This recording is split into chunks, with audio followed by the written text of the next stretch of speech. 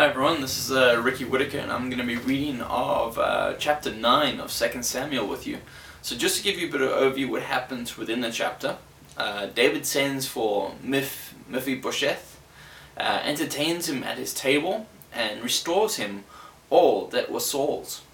So let's read chapter 9 of 2 Samuel. And David said, "Is there yet any that is left of the house of Saul, that I may shew him kindness for Jonathan's sake? And there was of the house of Saul a servant, whose name was Ziba. And when they had called him unto David, the king said unto him, Art thou Ziba? And he said, Thy servant is he. And the king said, Is there not yet any of the house of Saul, that I may shew the kindness of God unto him? And Ziba said unto the king, Jonathan has yet a son, which is lame on his feet. And the king said unto him, Where is he? And Ziba said unto the king, Behold, he is in the house of Mephibosheth, the son of Amelia, in Ludebar.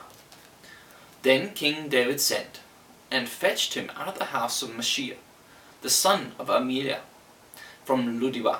Now when Mephibosheth, the son of Jonathan, the son of Saul, was come unto David, he fell on his face, and did reverence. And David said, Mephibosheth, and he answered, Behold, thy servant. And David said unto him, Fear not, for I will surely shew thee kindness for Jonathan thy father's sake, and will restore thee all the land of Saul thy father, and thou shalt eat bread at my table continually. And he bowed himself, and said, What is thy servant, that thou shouldest look upon such a dead dog as I am? Then the king called to Ziba, Saul's servant, and said unto him, I have given unto thy master's son all that pertaineth to Saul, and to all his house. Thou, therefore, and thy sons and thy servants shall till the land afore him, and thou shalt bring in the fruits, that thy master's son may have food to eat. But Mephibosheth, thy master's son, shall eat bread alway at my table. Now Ziba had 15 sons and 20 servants.